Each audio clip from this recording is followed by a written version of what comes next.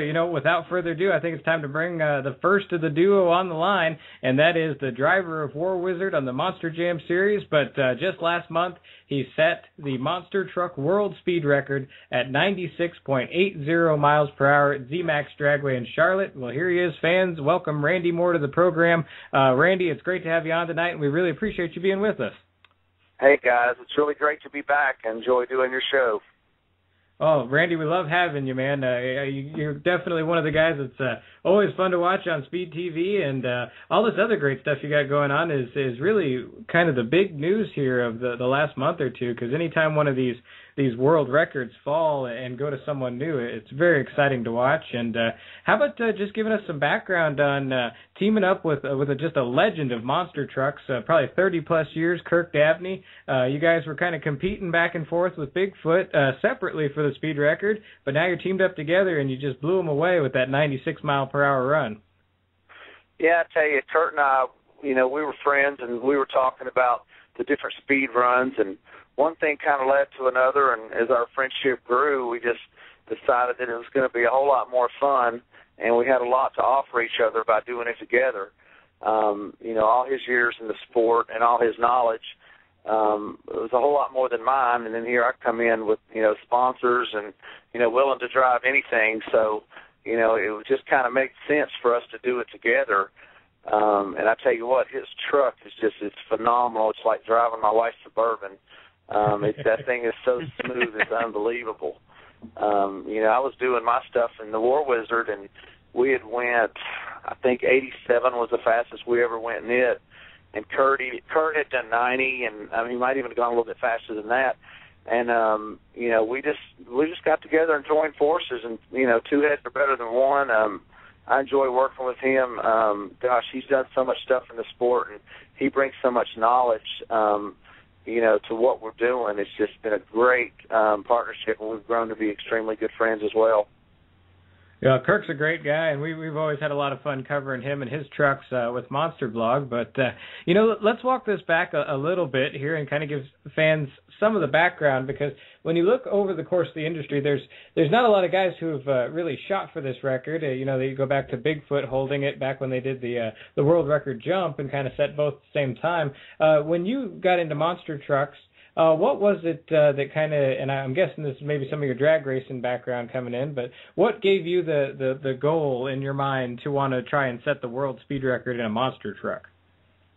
Well, everybody needs a gig, and in drag racing, when we were the fastest pro model on the planet for about 2 years, we rode that thing for everything it was worth, and we did a lot of match racing, sold a lot of T-shirts, and, it made us different than the rest of the pack. So, being in monster trucks, I was always looking for that separation and something to put our team above and beyond everyone else. And, I knew that there was no real speed record ever attempted at that time. They had the recording of Dan running when he was jumping the Bigfoot truck, of course, across the airplane. So, when they clocked that at 69 mile an hour, that was, preceded as the fastest truck ever. And then I saw guys at Vegas, Tom Mintz running 68 and, 69 miles an hour, supposedly. They were doing those with a radar gun. So I knew that, if that was done at 400 feet, that's kind of what I based my first run off of. And, we went out and we did, it was like 84 mile an hour. And then I didn't, nobody else really did anything. That was in 04. And then Kurt, started getting interested a couple years after that. And, I thought something would happen right then. It took a few more years for it to grab hold and for things to really kind of get back up to where, IHRA's got a couple of, felt trucks running against each other, drag racing. ADRL, of course, has the Bigfoot trucks. And Kurt and I, what we're doing is we're taking the Aaron's truck and we're just going to, all the famous racetracks, the English towns, the Bristols, the Charlotte ZMAX, all the big raceways, and, running these trucks. And, it's now turned into what I would hope it would have turned in earlier. So I'm glad that it did now. I just kind of hoped it would earlier. Well, it's interesting that you talk about it, like, because there definitely is a lot of guys kind of getting into it now, and, maybe even one of these days we'll see an event where a bunch of you guys get together and kind of shoot for it all at the same, event, which would be pretty cool to see. But you mentioned something there that, some of the fans may not have heard quite as much about, and that's this deal with Aaron's that your team has, and this is just a very exciting deal for monster trucks because Aaron's is a big sponsor when it comes to the motorsports world. I mean, you watch a NASCAR race and you just see Aaron's, and so it's great to see him jumping into monster trucks. It's great to see him supporting an independent team and to be a part of this speed record because that Aaron's All-American Dream Machine's a pretty sweet looking ride. Well, Aaron's, I mean, their motto is they want to be the best and nobody beats Aaron's. So, you've got a big chill to build up to there, so we wanted to come up with something different for them. And, by having the world's fastest monster truck, it made a lot of sense because that puts them as, Aaron's is the world's fastest monster truck. And that goes along with all their other motorsports and the way, they try to perceive everything they do. And, Michael Waltrip and, all the people, Don Schumacher, that they're involved with, I mean, they're all very formidable teams. So I'm very proud, that Randy Moore Racing is part of that team. And with Kirk's help, we've been able to do just that and, supply them with the world's fastest monster truck. But, that's one of the biggest corporations involved in all of motorsports, period. And I'm very proud to have them on board. And, we've got a lot of things in store in the future. We'd really kind of hoped we had broke this 100-mile-an-hour barrier by now, and we probably would have in Z-Max Dragway, but had a little engine failure. And, that was a lot of my fault because we were close and kept turning the magneto up, and you keep pushing that, that little record a little more and more. But, at that track we ran the 96 mile an hour, we basically run 82 mile an hour in the 8th. So the next pass we came back on the pass that actually fireballed the motor and the truck and everything, we had run 85 mile an hour in the 8th, and the truck basically disintegrated the motor at about 900 feet. And, with the computer and what everything says, we were on track to do about 102 mile an hour. So, the record of being the first monster truck, to do 100 is well within reach. And provided that didn't happen, we would have possibly already had that. But, we see these trucks. Kurt and I have talked a lot about it. I mean, we see these trucks as being able to go well over the 100 mark.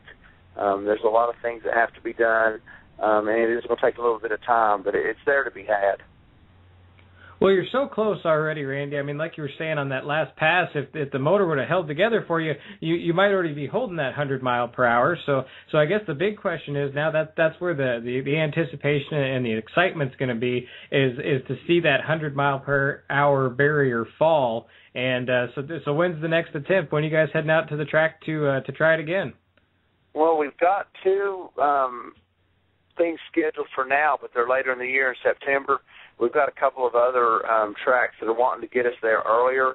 So to be honest with you, I can't announce a date as when the next attempt will be, but it will definitely be within the next couple of months, and you guys will be the first one to know when we do schedule that event. We've got Englishtown and Bristol on tap for September, but we're wanting to do something way before that. Well, we'll definitely be looking forward to hearing about that, and we'll definitely be looking forward to watching that weekend to see what happens and see if you guys can do it.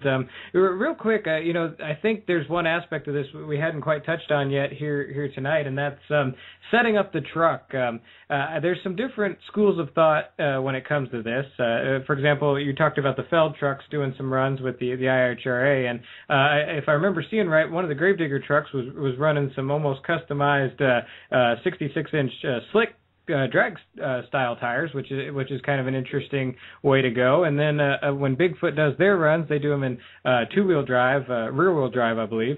And so there's definitely some different schools of thought of how to go about it. And I'd like to give you and Kirk's perspective on what it takes to get that truck to go down the strip. Well, I mean, to me, it's real important for this speed run to have legitimacy. I mean, if it's, anybody could build a one-off vehicle, take the planetaries out, put big tires on it, and they'd go run 200 mile an hour. That's not a big deal. I mean, we could have already done that. The whole deal of making this legitimate is doing this with planetaries. And with the planetaries we're running, we're averaging 4 to 5 times the drive shaft speed. If you're doing 100 mile an hour in a car, well, you have a planetary that's 4 to 5 to 1 planetary. Now that drive shaft's spinning 500 times what a normal car would be. So that's some of the idea of what we're going through. The enormity of the drive shaft speeds and everything else involved with that. And the biggest part of this thing has been, and I was talking to Dan Runte this weekend, the hardest thing with these things, going fast is easy. Slowing down is the problem. Because you have to, that's the whole deal with these planetaries. And I tried different ways at ZMAX. The first time, I think we ran like 88 or 9 or something on our first warm-up pass. And, you back it down slow, but it still wants to hook a hard left. So the next pass we were running, I thought, all right, I'll just back it down extremely slow. Well, it did that, and that was working, but then the motor loaded up because I'm backing down so slow, the motor starts loading up and it kills the motor, so now you don't have any steering. So I'm like, well, I think I'd rather go hard left than not have any steering at all. So the next pass, I just slowed down like the first time, and it took a hard left, and it looked, pretty crazy to the people, but, Kurt and everybody knows it's getting ready to do it, so they expect it, but it's really funny because, it does make some pretty violent moves at the top end. And, Dan and I were both discussing that. But, I think it's important, and so to Kurt, we're trying to do it legitimate, as I said before. And, the ultimate deal would be, go run 100 mile an hour and then have a car stack at the end of the track and jump it and say, hey, this is the real deal. And, because I don't think it's going to have any, it's not going to warrant anything if you make a specialized freak show vehicle. We want to have a truck, minus the suspension is lower, just for common sense. It's a truck that can go compete at any time. So that's real important to us. Now, are you completely decharging the shocks, or are you just taking them out completely and putting some sort of rigid system in there? No, they're still charged. What we'll do is we'll set them a little lower, and we'll put some limit straps on it that are shorter, so when the truck is sitting, it's tight. The gas shocks are pushing up against the straps, so it's more of a rigid type setup to where the truck doesn't want to move around and wander as it's going down the track. But it's got down travel. It's still got plenty of down travel. It just doesn't have a lot of up travel. So we try to keep it to where it's tight, but it's not really anything. I mean, you can take it as it is and go, jump over a car if you wanted to. It might land a little rough, but it would still do it just fine. Very interesting. Obviously, you've had a lot of neat things going on working with the speed record, but another neat thing this last weekend, you were down in Virginia Beach for the Beach Show. Tell us about that and how that went this weekend. I've been trying to get down there for, it seems like forever. I live in Tennessee, but everybody thinks I live in Florida, and I love surfing, I love the beach, and, I've done Wildwood a couple of times and wanted to do Virginia Beach, and a couple of times I got booked in there. I had scheduling conflicts, and then the one year I was going for sure. I ended up hurting my shoulder and had shoulder surgery, so it was like a fight just to get there. But luckily we did, and I'm telling you what, boy, I really realized by being there this year what I'd been missing, because that's just kind of a vacation, I mean, we run the truck 4 times, it's 4 events in 3 days, so you gotta get on with it there. But I mean, we're parked, my rig's parked on the boardwalk, and I'm like, I have an oceanfront condo. I mean, I'm literally right beside the ocean, and I mean, it's absolutely beautiful in Virginia Beach. I hadn't been down there that much and didn't realize how nice it was, and the whole community embraces it. The city puts the show on, and I tell you what, they treat you like kings, and we had a great time. I mean, it was a great lineup there, and, of course, the new Bigfoot was there, and Dan was driving it, and it's, there was just, they had a great lineup of trucks. We had a good time. I think they sold out 3 out of 4 shows. Excellent. The beach shows have always been a favorite for us at the Monster Blog. Just a unique environment, and great to hear that it's so well attended. Now, this being your first beach show, did you feel like there was a learning curve, and what did you learn, and what is the most critical thing that you did learn? Well, I've done Wildwood a couple of times. So as far as being on sand, I'd experienced that. Now, there's a big difference between Wildwood and Virginia Beach. The Wildwood, the sand is more compact. The base up there is a whole lot more solid. Virginia Beach is a more narrower beach from where the boardwalk is to, the actual water. So the sand is messed with a lot to where up north where we ran on Wildwood, it was pretty much a whole different ball game. I mean, we drove our toter homes and our rigs out on the beach in Wildwood, and you'd never done that in Virginia Beach. That wouldn't even have been a thought. My two-wheel drive four-wheeler had trouble, So it was a whole different ball game as far as track surface. And it wasn't watered down as it normally is. They didn't water down quite as much. I think it kind of got away from them, and that helps keep the track stable too.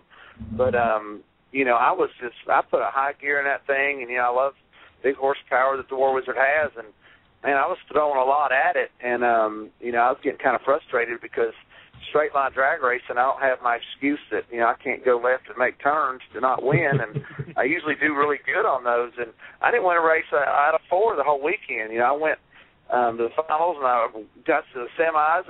I never could get it together because I was spinning. I was sitting there telling everybody I'm just doing a Fred Flintstone. I was just sitting there, and my feet were going 90 miles an hour, and I wasn't going anywhere. But so it was a learning curve because I didn't have that problem in Wildwood at all. I mean, it was hooking like crazy. But, gosh, it's so fun. We just had a straight line course, and we were hitting that second jump is probably 200 foot away from the start line. We were 7, 8, 9, 10 foot in the air sometimes on those second jumps. I mean, we had some pretty good speed going. In the monster truck industry, we've kind of moved away from like the 2-obstacle straight line drags that we used to see kind of in the early and mid 90s. Is that something you like seeing back? Is it a fun drive, and do you really get to bring in the driver's skill on the track? Well, Kurt's the perfect one to ask that because, of course, everybody knows his history, and he was the master of going fast in the straight line back then when, the Penda Series and everything that those guys ran. Gosh, I would give anything in the world to see that come back because, a legitimate straight line racing series is really what I don't think I've talked to anybody that wouldn't be in favor of that, and we would all love it because that's basically what got the sport on the map before the Wild Crazy Freestyle showed up. I mean, it was just good old straight line racing, and trucks really hauling butt down through there, and, golly, I mean, you see a truck running 50, 60, 70 mile an hour at the end of a track. I mean, that's pretty impressive. Fans love to see speed, and I think that's the perfect way to bring them to them. And, man, the finishes are tight. It'd be awesome to have a great timing system and everything all set up to really be able to call those finishes and see some great racing there. I think the sport needs it. I know that, Monster Jams kind of, people love to see crashes. There's no arguing that. But for the sport to continue to grow as it is and get more legitimized, which I'm all about because I feel that it needs that legitimate, sanctioning body, everybody, just 16 trucks show up or whatever, and you kind of qualify like an IHRA drag racing event, and the best 16 trucks go out, and you got a $20,000 purse, and, if something like that was ever to get started and could actually stay, I really think it would turn the tables with the monster trucks and give it something else. I mean, it's like it's looking for its next chapter, and I think it's going back to its beginning chapter that, real legitimate racing is really what the sport needs. What do you think is one aspect that really holds us back from moving to that area that you're talking about? I mean, I guess since I've been in, the last 10 years, it's all freestyle. Everything's been molded to freestyle. The crowd wants it and everything. I really can't tell you except the mold they have now works. That's not to say that, this mold wouldn't work. And, Rich Shaffer, he's a great friend, and he's all about it. I mean, he's tried and tried, of course, at the MLMT and some other things to put together some legitimate racing series. And it's there to be had. It's just a group's got to get together, and everybody's got to, back it. And it's got to be something that can last. And it can't just be there for a summer or two. It's got to be something that's built upon like any legitimate racing series that has longevity. And, then the fans appreciate it, because a lot of fans, they'll see the racing and they're like, wow, I saw you in Orlando the other night. And I'm like, well, that was 3 years ago. They don't understand how many times a lot of these Monster Jam shows are rerun and all that. And I don't think that really helps our sport because you're kind of bouncing around. I mean, sure, it's for the kids and everything else, but you've got a lot of older adult people that are really paying attention to what's going on. And, if they were to follow an actual racing series with points and everything, I think it would put a lot of interest into the sport immediately. Now, you brought up Rich Shaffer back there just a second ago, and he's still known for some of the wildest and most intense racetracks each year with his Bristol and Charlotte events that he puts on with the two speedways there and Speedway Motorsports. You've been kind of a staple at some of those. Will you be back at those events later in the year? Yeah, I was real fortunate that Rich and I got to be real good friends when I first came into the sport, and he knows that, I like to put on a good show, and, of course, my background with, the speedways and everything, and he brought me over to Charlotte. Of course, they've been doing that for years, and I just loved it, so when Bristol started doing shows, they were dealing with some other promoters. I'm like, guys, we got to get with the real promoter. We got to do this thing right. And luckily, I had enough pull at Bristol to get them to call, Rich. And, Rich has been doing that show now for 3 years. And we've gone from 5,000 people at Bristol at the Dragway to there was 15,000 plus at the round track last year. And I'm real proud of that deal because, of course, that's home. I feel real fortunate to be in those events and actually absolutely love them running at those big tracks and big facilities. And this year we're actually going back to Myrtle Beach. It'll be announced here probably within the next couple of weeks. Of course, Rich Shaffer used to go there, and all the Kurt and everybody used to go there in the old days, and that was a big player in the straight line racing. And that crazy video of the truck run over the gas pump and, or not the gas pump, but the police car and hitting the Union 76 sign. I mean, there's a lot of history at Myrtle Beach, so we're excited to go back there. And that's going to be July 6th and 7th of this year. They've got a new track owner there, and he knows the importance of monster trucks and the history that was there. So, he called Rich, and Rich is getting together with him, and, they're going to put on a show there now every summer. You heard it right here on Monster Truck Radio, Lugnuts. Some big news in the monster truck industry.